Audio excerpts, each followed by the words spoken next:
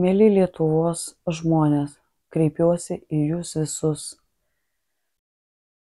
Brangiausiam mūsų turtui, Lietuvos miškams, dabar reikia mūsų pagalbos.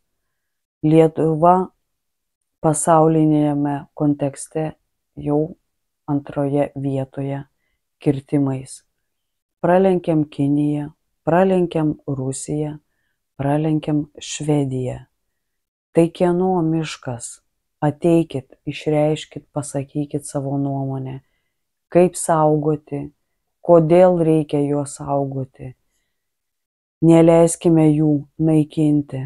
Tai mūsų švarus oras, tai mūsų gyvenimo dalis, tai mūsų ramybė, miškai.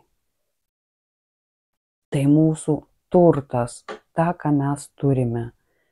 Ateikit apginti lapkričio 17 dieną, 12 valandą prie Mažvydo bibliotekos, prie Seimo ir pasakykit savo nuomonę, pasakykit, pareikalaukit apsaugoti miškus.